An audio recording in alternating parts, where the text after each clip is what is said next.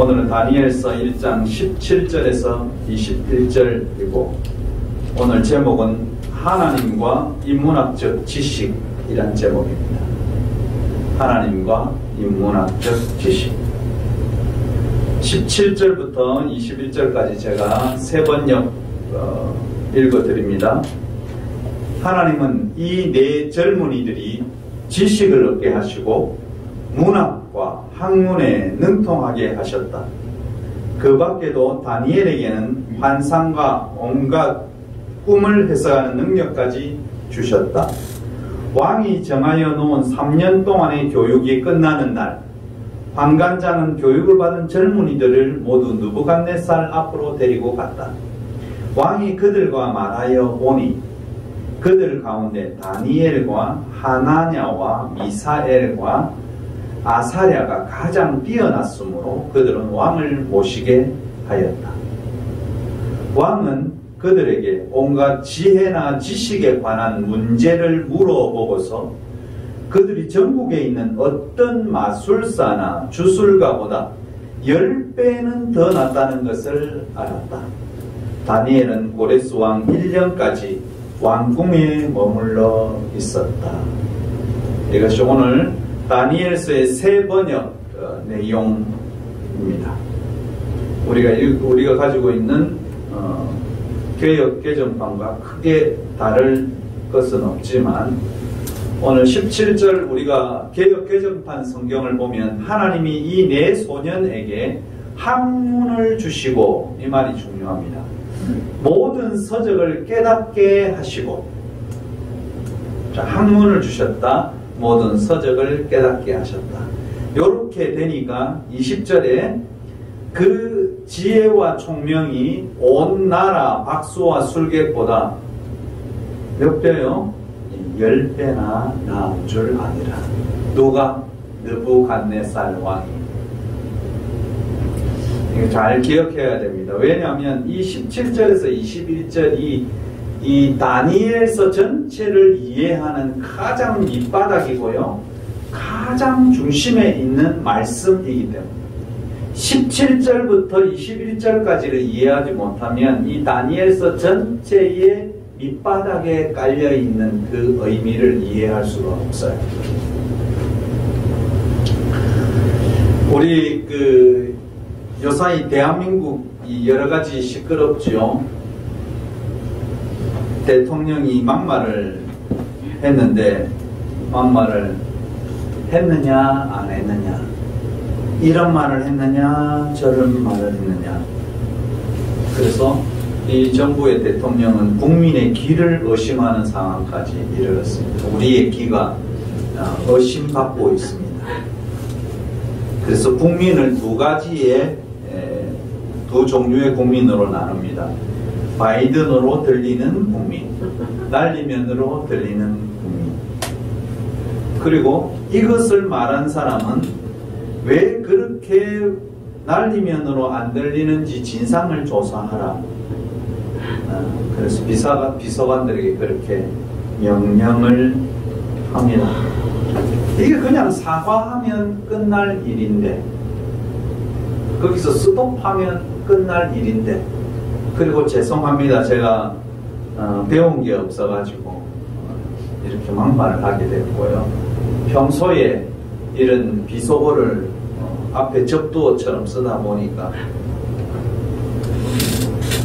국민의 눈높이에 제가 맞지 않는 그런 말을 했습니다. 죄송합니다. 이렇게 표명하면 다 끝날 일인데 끝까지 가고 있습니다. 그래서 MBC 방송국도 우리가 방송을 잘못했으니까 방송국도 고발하고,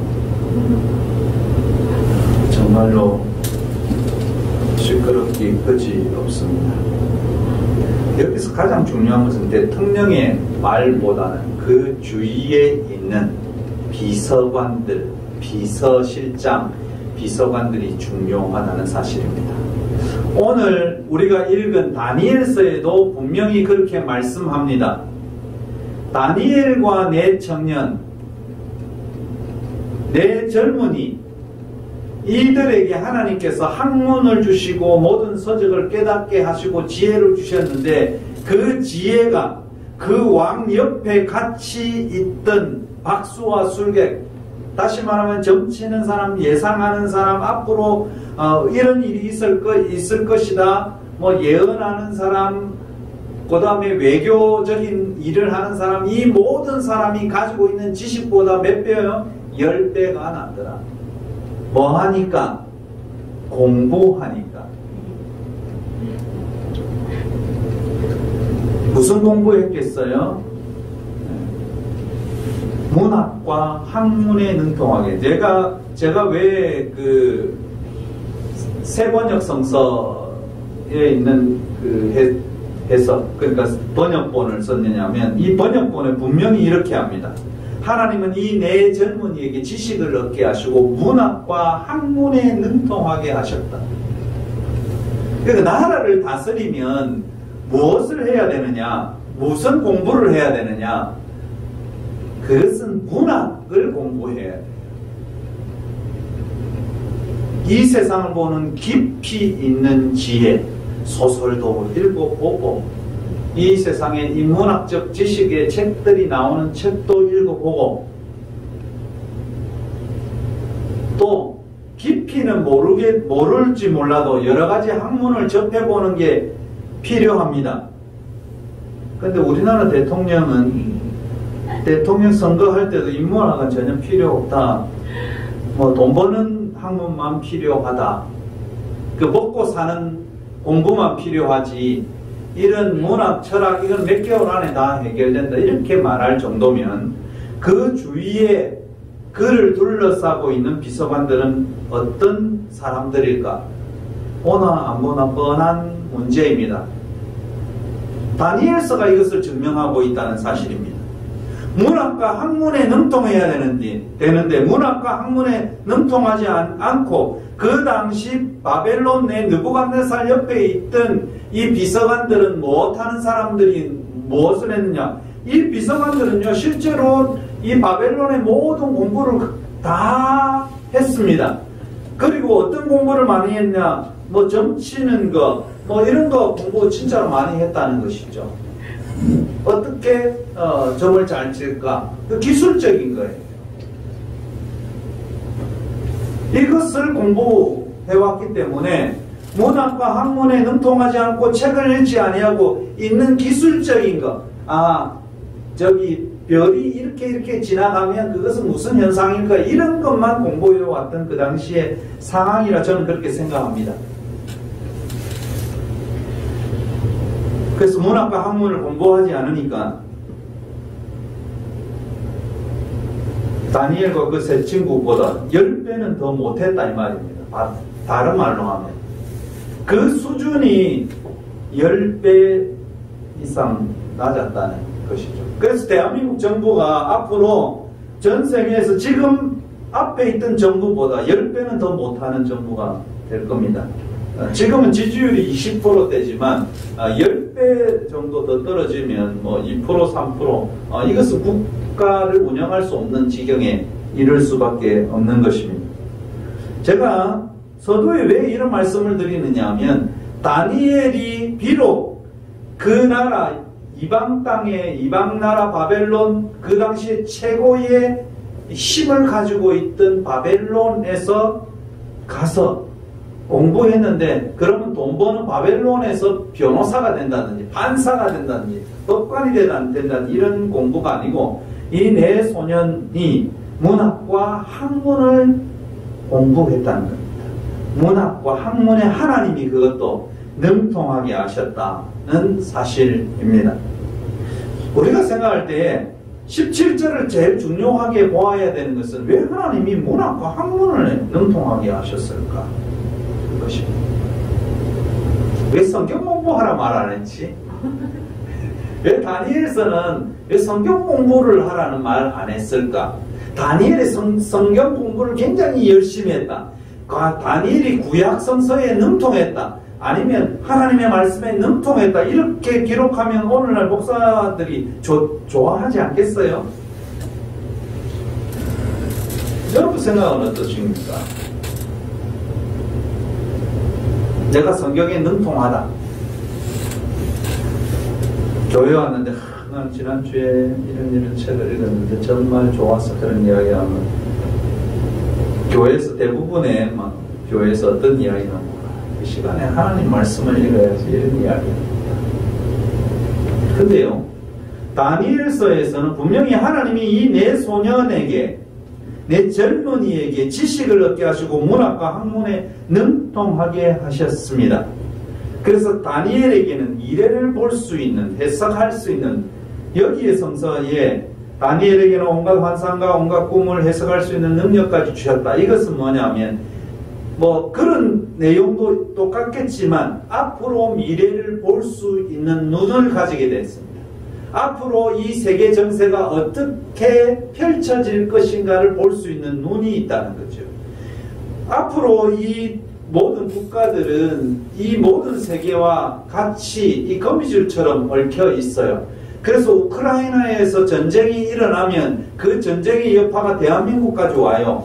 안 올 줄 알았는데 오지요. 밀가루, 밀 생산을 전 세계 거의 대부분의 밀 생산하는 우크라이나 지방인데 밀이 수출이 안 되니까 전 세계의 밀값이 올라가고 빵값도 올라가고 난리입니다. 우크라이나 전쟁이는데 왜 우리가 밀값이 올라가야지? 밀가루 값이 올라가지? 그런 생각을 우리는 하게 되겠지만 모든 것은 다 연결되어 있는 시대입니다. 중국에서 요소수를 잠그면 우리나라의 자동차가 움직이지 못할 이런 세상 속에 살고 있습니다. 그래서 이 미래를 앞을 볼 수 있는 눈, 이것은 정말로 중요한 내용입니다. 우리의 인생이 살아갈 때도 우리 집에 애들이 앞으로 이런 계획을 가지고 이렇게 살아야지, 이렇게 살아가겠지, 여기 대학을 졸업하면 어떻게 직장을 가게 될 것이, 이것은 그냥 우리가 생각이 있으면 그래 이런 직장을 갔으면 좋지 않겠나 서로 언어하면서 이해하고 말할 수 있습니다. 이것처럼 국가도 마찬가지입니다. 그 집안의 미래의 문제에 대해서 서로 모여서 의논하고 또 물어보기도 하고 이런저런 지식을 찾아보기도 하는 것처럼 국가의 경영도 이렇게 문학과 학문에 능통하고 지식을 가지고 있는 사람들이 국가의 미래를 설계하고 앞으로 10년 후에 20년 후에 어떤 일이 있을 것인가 그거에 대해서 예상하고 그런 머리들이 필요한 것입니다. 그런데 대한민국은 지금 그게 되지 않습니다. 그래서 국민들이 대통령을 향해서 진실하지 않다고 생각하기 때문에 신뢰를 거둔 지가 오래인 것 같습니다. 투자의 귀재라고 불리는 세계에서 최고의 부자인 워렌 버핏은 이런 말을 합니다. 사람이 명성을 쌓는 데는 20년이 걸린다. 그러나 그 명성을 무너뜨리는 데는 5분도 걸리지 않는다.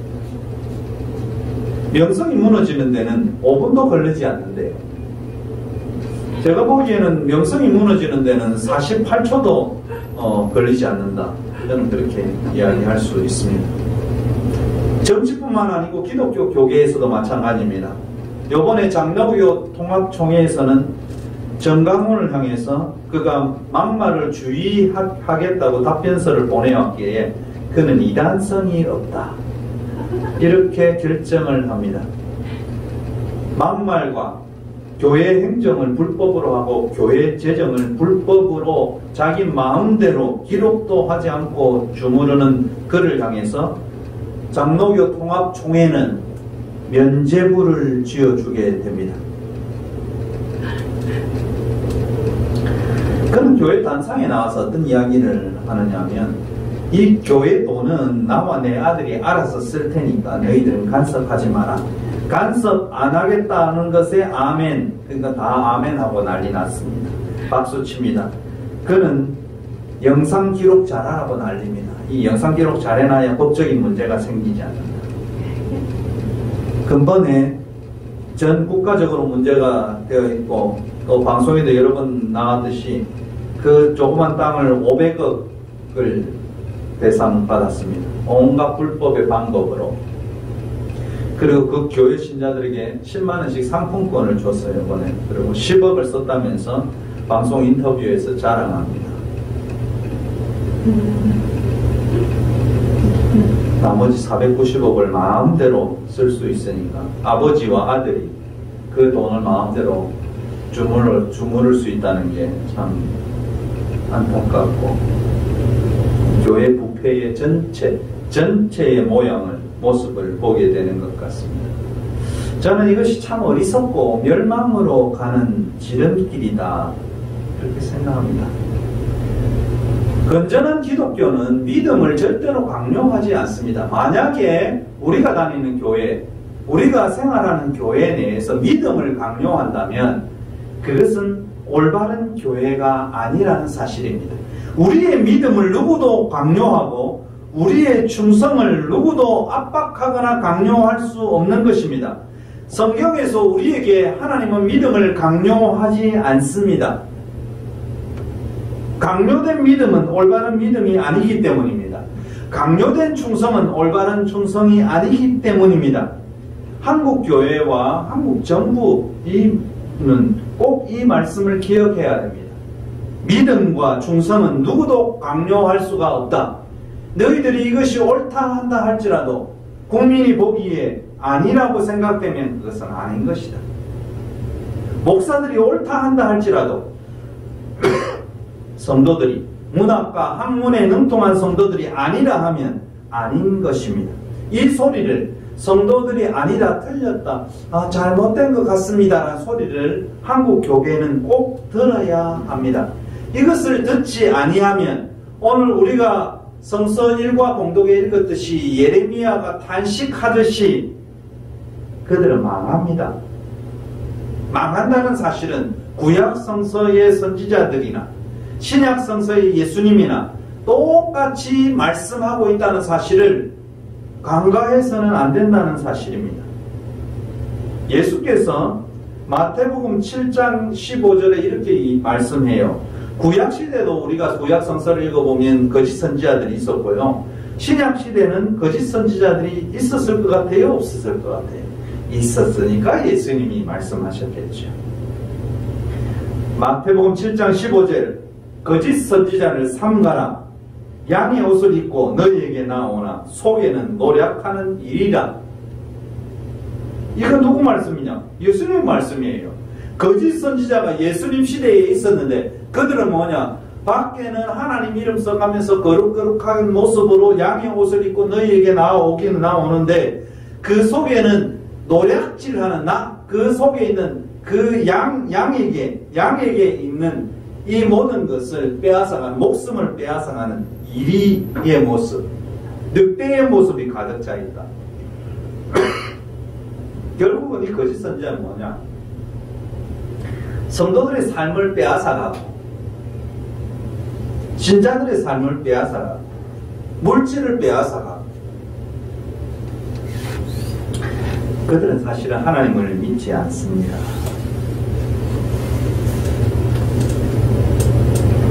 그럼 천국을 믿을 것 같아요? 서울에 저하고 페이스북 친구인 김요한 목사님이 계신데요. 그분이 이런 질문을 해요. 한국 교회 목사들이 천국이 있다고 믿는가? 천국이 있으면 있다고 믿으면 이런 행동을 하고 살 수가 있는가? 교회를 세습하고 이렇게 성도들을 압박하고 이렇게 살 수가 없다. 천국과 지옥이 있다고 믿지 않기 때문에 이런 설교를 할 수 있고 이런 말씀을 할 수 있고 이렇게 교회를 운영할 수 있을 것이다. 그들은 없다고 생각한다. 없습니다. 한국교회 목사들에게 천국과 지옥은 없습니다. 천국과 지옥이 있다고 믿으면 윤리와 도덕을 저버리는 이런 더러운 짓은 하지 않을 것입니다. 스가랴 선지자는 우리에게 이런 말씀을 주십니다. 스가랴 14장 1절에 여호와의 날이 이르리라. 그날에 내 재물이 약탈되어 내 가운데에서 나누이리라. 네가 돈만 생각하고 있잖아. 그러면 여호와의 날이 이르면 너는 그것이 약탈되어서 내 가운데서 다 나누어지게 되는 것, 갈기갈기 찢기게 되는 것 알게 될 것이다. 마지막 때 예수님은 이렇게 말씀합니다. 24장 마태복음 24장 11절에 거짓 선지자가 많이 일어나 많은 사람을 미혹하겠으며, 누가복음 6장 25절 26절에 이렇게 예수님 말씀하십니다. 화 있을진저 너희 지금 배부른 자여 너희는 줄이리로다. 화 있을진저 너희 지금 웃는 자여 너희가 애통하며 울리로다.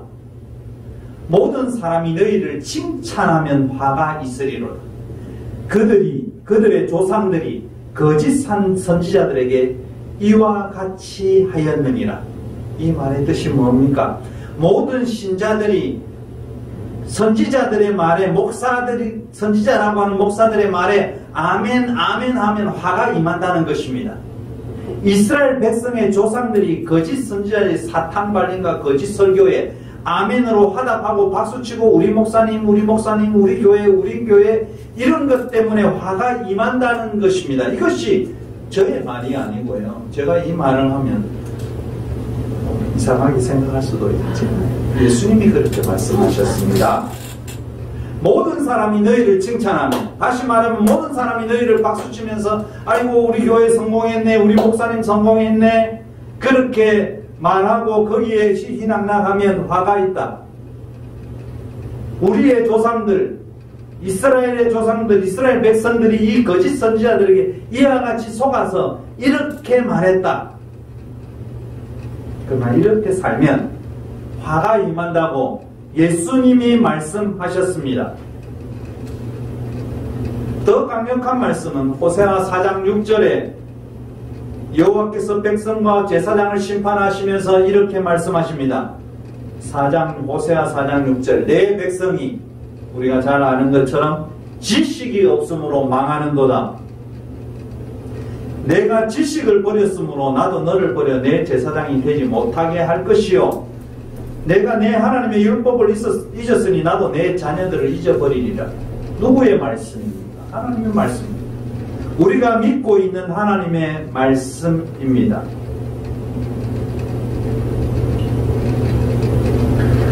오늘 다니엘서 공부에서 하나님은 4명의 젊은이를 똑똑하고 현명하게 만들었다고 기록하고 있습니다. 영어 성경에 가서 보면 영어를 읽으면 좀 재수없다 이렇게 말하는데 제가 한국 발음으로 이 영어 Contemporary English 버전에 있는 이 말씀을 읽으면 우리가 정말 이해하기 쉬울 거예요. 제가 영어를 잘해서 잘라서 영어를 읽어드리는 거예요. 이것을 보면 이해하기가 좀 쉽기 때문에 제가 읽어드립니다. 그리고 이렇게 같이 번역해 보는 겁니다. 17절 Contemporary English 버전에는 이렇게 말합니다. God made the poor young man smart and wise. 이렇게 말씀하고 있습니다. 그 다음에 They read a lot of books and became well educated. 이 말은 뭐냐면 하나님은 이 네 젊은이에게 스마트한, wise, 아주 현명한 사람으로 만들었다. 근데 이 만들었는데 그 뒤에 말이 중요해요. They read. 그들은 정말 뭔가 읽었는데 뭘 읽었느냐? 어라떡이란 말, 굉장히 많다는 말이에요. 어라떡. books. 정말 많은 책을 읽었더라. 다시 말하면 이 젊은이들이 많은 책을 읽었기 때문에 그들은 스마트하고 와이즈한 영맨이 되었다는 사실입니다. 오래전에 TV 프로에서 책을 읽읍시다 이러면서 이호덕 선생님 여러 책들을 막 소개했어요. 정말 인문학적으로 뛰어난 동화도 있고 이야기책도 있고 책들이, 그거 읽으면 무슨 의미가 있겠는가? 지금의 대통령은 그렇게 생각할지 몰라요. 그것을 안 읽었기 때문에 이런 일이 있는 것이죠. 그것을 읽었으면, 콕지파치를 읽었으면, 아이고, 내가 잘못했을 때는 빨리 이야기해야지. 아이고, 벌 받겠네. 이렇게 생각할 건데, 그 생각조차 없기 때문에 그렇습니다. 여기 스마트하다, 와이즈하다, 이 스마트니까 요새는 뭐 스마트 시대 이랬는데, 이 스마트란 단어는 그냥 스마트하다, 아니면 총명하다, 아니면 뭐 똑똑하다, 이해력이 좋다, 영리하다, 이런 뜻보다는 그 밑에 받쳐진 게 뭐냐면 이해력이 뛰어난 사람, 사고력이 뛰어난 사람, 그리고 이해력과 사고력이 뛰어난 그런 능력을 보여주는 행동을 묘사할 때 쓰는 단어가 뭐냐? 스마트. 요와 비슷한 것, 뭐 지식이나 이런 논리적으로 좀 총명하다, intelligent라는 단어도 있습니다. 뭐 애들한테 쓰는 clever, 뭐 똑똑하다. 어른들한테 아이고 똑똑하네 이런 이야기 하지 않아요. 어른들한테 clever라는 단어를 쓰면 좀 비꼬는 듯한 말입니다. 그러나 오늘 우리가 이해하는 것은 하나님은 이 포영매 네 명의 젊은이들에게 스마트하고 와이즈 할 수 있도록 만들어 주셨는데 그것은 그들이 책을 많이 읽었기 때문입니다.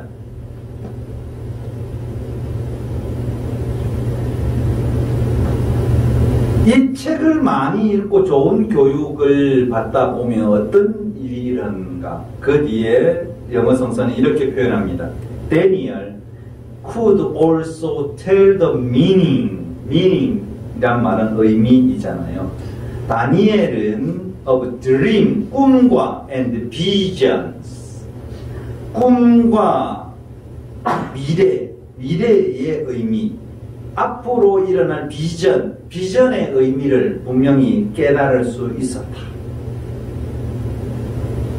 그 당시에 일어나는 이 어떤 현상, 모든 현상에 대해서 이해하고 말할 수 있고 해석할 수 있는 능력이 누구에게? 다니엘에게 주어졌다는 사실입니다. 하나님은 우리에게 이렇게 인문학적 이해와 문학과 학문을 공부하고 이해하게 되면 우리에게 이렇게 스마트한 사람으로 만들어 주시는 겁니다. 와이즈한 사람으로 만들어 주시는 것입니다. 이 백성이, 하나님의 백성들이, 한국교회의 성도들이, 세계교회의 성도들이 왜 망하는가? 그것은 지식이 없어 망하는 겁니다. A lot of books, 많은 책들을 읽지 않았기 때문에 망하는 것입니다. 읽지 않으면 이해력이 떨어지게 되고요. 그것에 대해서 지금 잘못 말하고 있는데 잘못 말하고 있는 것에 대해서 내가 물어봐야지, 질문해 봐야지, 그러면서 질문하게 됩니다. 고개를 갸우뚱하게 됩니다. 바울은 고개를 갸우뚱하는 베레아 성도들을 향해서 더 신사적이라 젠틀맨이라고 이야기합니다. 그들은 젠틀하다고 이야기합니다. 근데 오늘날 한국교회가 만약에 우리가 갸우뚱하고 아이고 목사님 좀 더 다른 생각 다르게 해석할 수도 있지 않을까요? 이렇게 이야기하면 쫓겨납니다. 바울은 그들을 표현할 때 젠틀하다고 이야기하는데 오늘날 한국교회는 그들은 젠틀하다고 이야기하지 않고 나를 저들이 멸시하는구나. 그리고 이것을 대항하는 방법은 윤석열 대통령처럼 해야지.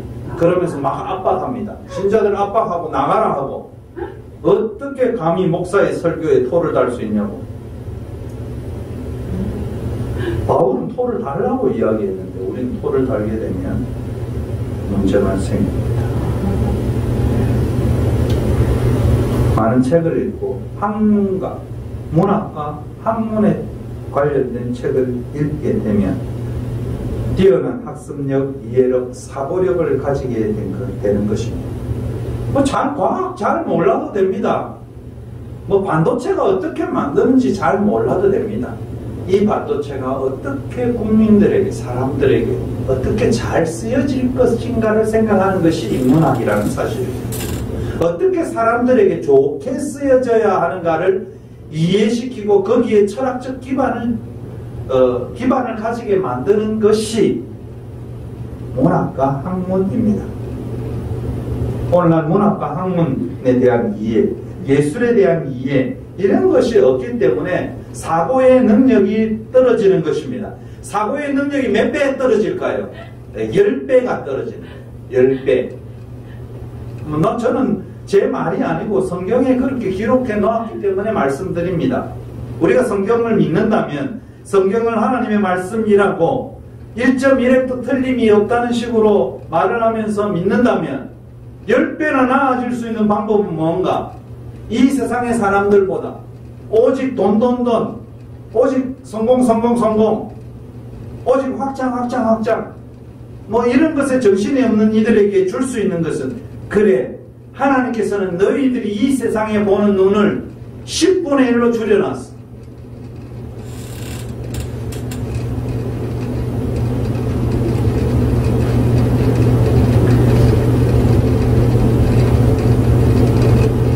다니엘은 하나님께서 스마트하고 와이즈할 수 있도록 책을 많이 읽게 하시고 책에 대한 이해력도 높게 하셔서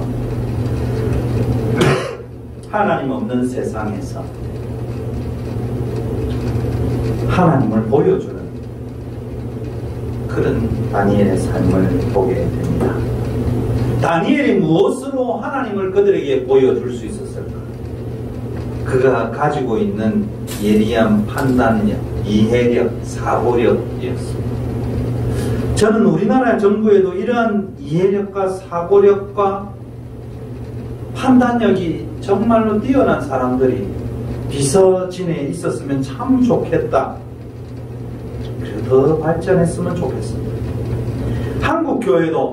한국교회 목사들이 주변에 있는 성도들의 말을 깊이 새겨 듣고 반성하고 다시 회개하고 하나님 앞에 돌아와서 공부해야 합니다. 맨날 성경 공부하지 말고 세상에서 좋은 책들 있을 때 그것을 잘 습득하고 이해하고 또 그것으로 하나님의 말씀을 다시 읽게 된다면 그들의 눈도 제대로 열려서 스마트하고 와이즈한 그런 말씀을 전할 수 있으리라 저는 깊이 생각합니다.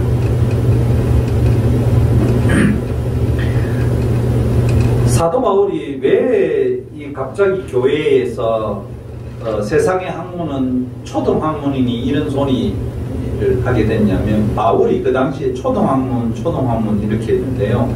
골로새서 2장 20절에 너희가 세상의 초등학문에서 그리스도와 함께 죽었거든 어찌하여 세상에 사는 것과 같이 규례에 순종하느냐. 여기서 나온 이 초등학문이란 단어가 있습니다. 이 초등학문은요, 세상에서 배우는 지식이 아니에요. 이 초등학문을 세상에 있는 지식은 그리스도와 함께 다 죽었다. 그러니까 그거 다 버리고 하나님 말씀 가지고 살아라. 그런 뜻으로 한국교회가 해석하게 되면서 문제가 생기는 것입니다. 이 사도 바울이 골로새서 2장 20절에 말씀하신 것은 이 초등학문은 뭐냐? 시행령으로, 율법의 시행령으로 하나님을 믿는 백성들을 압박하는 그런 학문, 그런 이해력, 그런 성서를 해석하는 사람들의 학문을 가리켜서 초등학문이라고 이야기했어요. 그러니까 안식일에는 이거 하면 안 되고, 이렇게 너희들이 살아갈 때에 이런 것은 절대로 안 돼. 이건 안 돼. 이거는 안 돼. 이런 시행령을 가리켜서 초등학문이라고 했습니다. 이런 것 시행령대로 살아가고 있었던 너희들, 안식일에는 이것 하면 안 된다, 무슨 절기에는 이렇게 하면 안 된다, 어떤 집에 들어갈 때는 손발 꼭 씻어야 된다, 이런 것 이렇게 하지 않으면 부정하다, 이런 거는 십자가에서 죽었다는 겁니다. 그런 것은 압박하는 것, 규제하는 것, 이것은 초등학문이라는 것입니다. 벌이라는 것입니다. 그래서 바울은 그 앞에 16절에 뭐라고 했느냐면 골로새서 2장 16절에 그러므로 먹고 마시는 것과 절기와 초하루와 안식일을 이유로 누구든지 너희를 비판하지 못하게 하라. 이런 것이 다 필요 없다는 겁니다. 그들의 시행령으로 만든 초하루는 이렇게 해라. 절기 때는 이렇게 해라. 이렇게 안 하면 하나님께서 너희들을 못 살게 할 것이다. 너희들을 망하게 할 것이다. 이건 필요 없다는 것입니다. 이런 제도의, 이 안식일의 제도, 절기의 제도의 근본적인 취지, 근본을 알아야 된다는 것입니다. 이 규례를 만들었으면 먹지 말라고 하였으면 그 먹지 말라는 것에 밑에 담겨 있는 뜻이 중요한 것이지 거기에 나타나 있는 현상만 보는 1 플러스 1은 2다. 이 현상이 중요한 게 아니라는 겁니다. 이 1 더하기 1은 2가 되는 원리가 뭐지? 이것을 알아보라는 겁니다. 안식일을 거룩하게 지키라. 그러면 왜 안식일을 거룩하게 지켜야지? 하나님께서 안식일은 우리에게 쉬라고 했는데 그래 우리가 쉬는 것이 편안히 쉬는 것이 안식일의 의미이구나.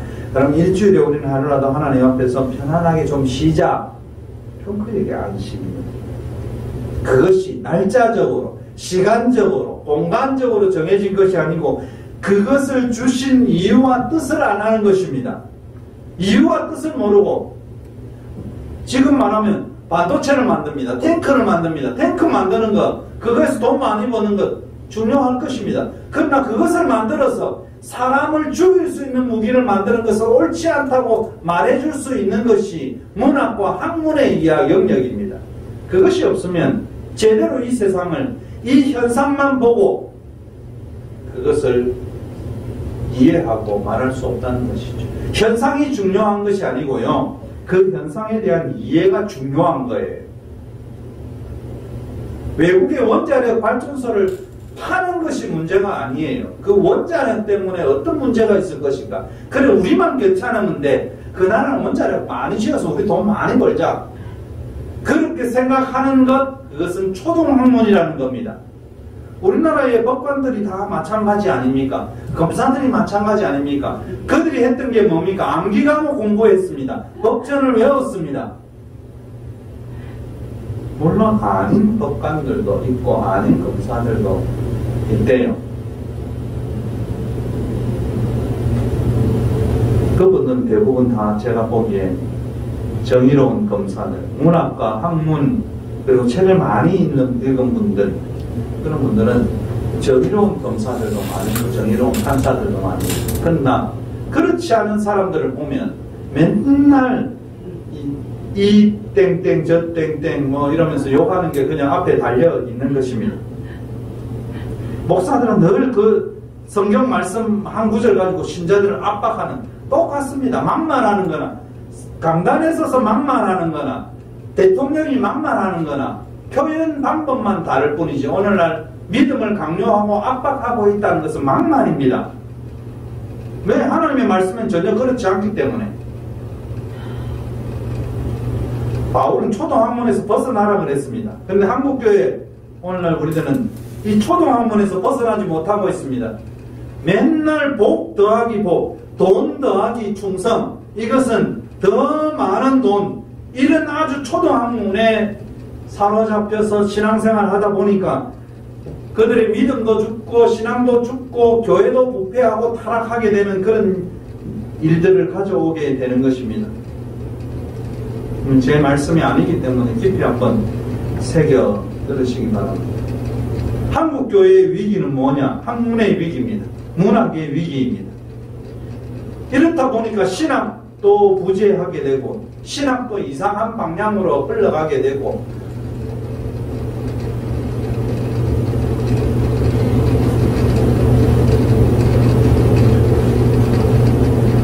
이 사회는 우리로 하여금 끊임없이 기술과 돈에 대한 것만 공부하게 한다는 점 우리는 정말 우려해야 됩니다. 좋은 의사는 어떤 의사입니까? 자기의 의술을 가지고 사람의 생명을 구하고자 하는 그런 헌신의 마음. 근데 요새는요, 의사들도 돈 되는 공부만, 돈 되는 과만 지원합니다. 성형외과, 피부과. 지금 그 외과의들이 고민하는 것은 수술할 의사가 앞으로 없어지게 될 것이다. 그래서 맹장염에 걸리면 이 맹장을 수술할 사람이 없을 정도로. 이것이 끊임없이 기술과 돈에 대한 것, 이것에만 관심을 가지고 오직 그것에 몰두하는, 밥그릇에만 몰두하는 이 생각들 때문에, 이런 공부 때문에 이 세상이 어려워지게 되는 것입니다. 교회도 어려워지게 되는 것입니다. 하나님은 이 다니엘과 그 세 친구를 스마트하게, 와이즈하게, 스마트하고 현명한 판단력을 주셨습니다. 그 판단력의 근거는 많은 책을 읽게 하신 것입니다. 교회도 마찬가지입니다. 새로운 공부, 새로운 신학 연구, 이런 거 많이 해야 되고요. 어떤 그 영국에서 공부한 교수님이 이런 이야기를 해요. 세미나가 새로운 내용들이 나와서 세미나가 개설되면 담임 목사는 안 오고 부목사만 온다. 본래 담임 목사가 와서 공부해야 됩니다. 왜냐하면 그들이 배워왔던 것은 30년 전에 40년 전에 배웠던 것이고, 또 그 목사들이 이 땅에서 여러 가지 책들, 철학책, 문학책, 예술책, 이런 책을 읽으면 전혀 읽지 않거든요. 이 사람 설교도 듣고 저 사람 설교 듣고 해서 짜집기해서 설교를 하다 보니까 이제 필요 없는 거예요. 이런 신학적 공부하는 것은. 그리고 이 머리를 짜내서 고민하고 이것을 해석해 보려는 그런 생각 자체가 없습니다. 내가 왕인데, 내가 제일 잘하는데, 그러니까 나를 따라와, 그런 이야기밖에 없습니다. 그런데 가서, 담임 목사가 그런 데 가서 공부하면 쪽팔린다요. 어떻게 이럴 수가 있습니까?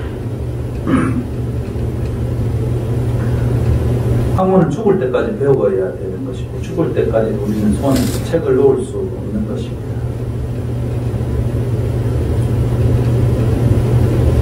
오늘은 교회에서 아멘, 아멘을 강요하고요, 믿음을 강요하고 순종을 강요하는데, 거기 아무 대꾸도 못하는 교인들, 장로들, 무당의 저주에 죽을 것 같은 사이비 신앙으로 가득 차 있는 초등 학문의 교회 중직자들을 봅니다.